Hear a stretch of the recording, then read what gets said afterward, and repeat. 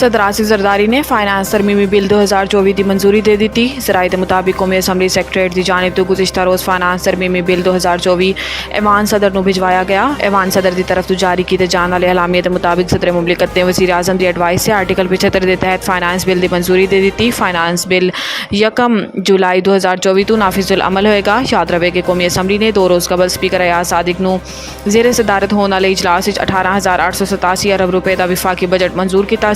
सुन्नी इतिहाद council ते दीगर opposition जमाता ने फाइनेंस बिल 2024 की मुखालफत की सी। एक सियासी जमात सुप्रीम कोर्ट के फैसले की तशरीह की बुनियाद पर नाअहल हुई। जस्टिस अतहर मिनुल्ला सुन्नी इतिहाद कौंसल की मखसूस नशिस्तां के मुतालिक सुप्रीम कोर्ट के जस्टिस अतहर मिनुल्ला ने इजाफी नोट च लिखा कि बादिल नज़र सुप्रीम कोर्ट के फैसले की तशरीह गलत हुई।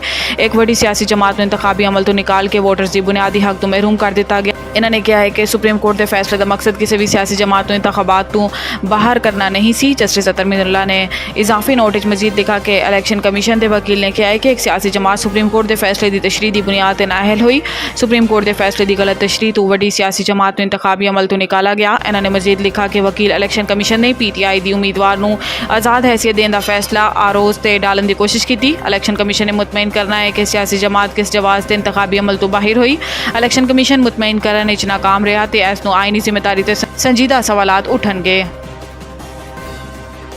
हमला करने वालों को केक पेस्ट्री तो नहीं खिलावेंगे। अफगानिस्तान दहशतगर्दां को निशाना बनाया तो आइंदा भी बनावेंगे। बरतानवी नशरियाती इदारे ने इंटरव्यू देंदे ख्वाजा आसिफ का कहना सी कि दहशतगर्दी की हालिया लहर तो निपटन लई नए जज्बे ते शिद्दत दी नाल ऑपरेशन की जरूरत है। दहशतगर्दी के वाक़यात तो गुज़िश्ता 1 साल तो जो शिद्दत आई है, इस तो बाद नई सफ आराई की जरूरत सी। इस बार वाले ऑपरेशन कोई नकल मकानी नहीं होएगी बल्कि ऑपरेशन इंटैलीजेंस बुनियाद पर किया जाएगा। इन्हों का कहना सी कि माजी किए जाने वाले फौजी ऑपरेशन तो बाद मुल्क की दहशतगर्दी दोबारा वधन की तवक्को नहीं सी, लेकिन बदकिस्मती तो मुल्क की दहशतगर्दी की दोबारा सिर उठाया तो ऐसे लिए ऑपरेशन अज़म इस्तेकाम फौज की नहीं हुकूमत की जरूरत है तो हुकूमत को ऐसी जिम्मेदारी लैनी भी चाहिए। गुज़िश्ता 1 दिहाई कई ऐसे वाक़यात होए ने जो वधदी दहशतगर्दी का बायस बने, जिदे अफगानिस्तान ने नेटो ते अमरीकी अफवाज के इनखला ते पाकिस्तान इमरान खान की हुकूमत के दौरान TTP के जंगजुआं को मुल्क वापस लाना शामिल है।